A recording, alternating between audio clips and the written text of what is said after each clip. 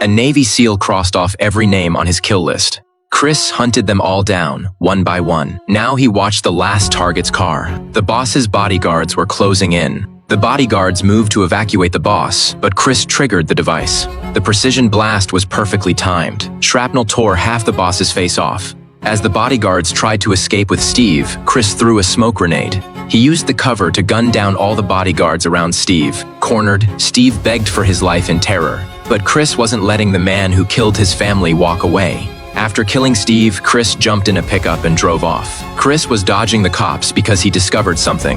3 high-ranking military and government officials were also part of the conspiracy. It all traced back to a secret project called RD 4895. Days earlier, Chris had a journalist investigate the project, and she tracked down the lead scientist, Mike. Mike finally understood. Steve had been running illegal human trials for profit. He told the journalist everything he knew about the cover-up. He gave her a flash drive with all the evidence to expose Steve. The journalist told Chris what she'd uncovered. Steve had a deal with the military to use Chris's SEAL team as lab rats. They wanted to build an elite force immune to PTSD. If it worked, Steve's company would become the biggest defense contractor in the world. But the drug gave the entire team brain tumors. To bury it, Steve bribed 3 military officials and set a trap in Syria to wipe out the team. He even had Chris's wife and daughter killed to silence them. The flash drive had the names of the 3 officials Steve paid off. Chris added all 3 to his kill list and memorized every detail. The next day, the military deployed an entire SEAL team to hunt him. They had orders to bring him in no matter what. It was the worst manhunt the SEALs had ever been sent on, because their target was a decorated former SEAL commander with years of combat experience. When the helicopter passed overhead, Chris turned on his phone to reveal his location. By the time they spotted the phone on the ground, it was too late. As the blast stunned them, Chris burst from the leaves and tackled the SEAL. He grabbed the man's pack and vanished into the smoke. He sprints into the woods and breaks open a battery to scramble their thermal vision. The heat signature throws off their cameras. He knows every trick they'll use because he trained them. His brain tumor flared up and nearly knocked him out cold. The SEAL team caught up. Chris forced himself to keep moving toward the ridge. He reached the cliff edge with nowhere left to run. He raised his rifle and aimed at the team below. One pull of the trigger, and he could kill them all, but these were his brothers. He couldn't do it. They were just following orders. They had no idea Chris was climbing straight down the sheer rock face. Near the bottom, his injured shoulder gave out, and he lost his grip. He slipped and fell the rest of the way. He pulls out a flare and heats his knife until it glows red, and pressed it into the wound to cauterize it. The team leader radioed Chris and asked him to surrender. He didn't want to fight him.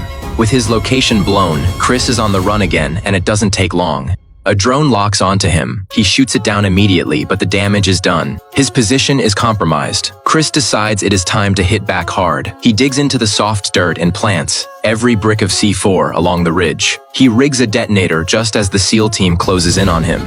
He thinks of the brothers he lost, the people who set them up. He is going to make them pay. A chain of explosions tears through the mountain, sending mud and debris crashing down like a flood. Chris gets swept down the mountain in the mudslide, but somehow manages to claw his way out alive. He escapes before backup arrives. The team leader doesn't chase. This mission was a total loss. Now Chris shifts his focus back to revenge. He has his buddy Ben pose as a federal agent and grab the Navy colonel before he can flee.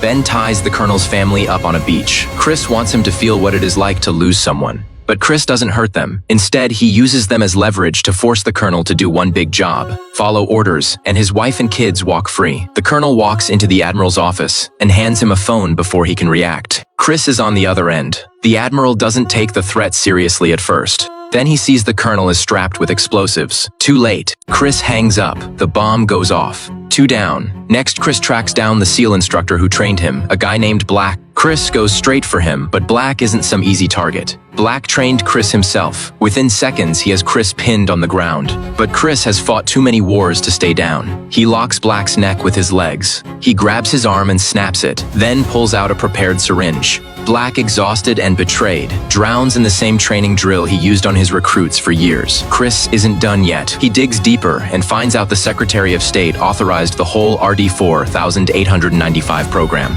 Ben blows up a yacht offshore to draw attention, while Chris pushes into the compound. They have to move fast. Ben lays down cover fire as Chris advances toward the main building. Ben tells Chris to abort, but Chris refuses. He is Past the point of no return, he grabs a rifle and storms the estate. If he doesn't finish this now, he'll never get another shot. Chris hits the second floor, tosses smoke grenades to blind the guards. Then he switches to thermal and drops 2 of them with precision. Chris burns through every piece of gear he has to clear the building fast. Revenge has turned him into something cold. Anyone in his way gets put down without hesitation. After the bloodbath, Chris finally finds the secretary in a back room. He raises his weapon, but the journalist who helped him earlier bursts in and tries to stop him. Chris tells her the secretary approved RD 4895. So he has to answer for what it caused. The guilt breaks him. The secretary lifts his own gun to his head and pulls the trigger. By the time the SEAL team breaches the room, Chris is long gone.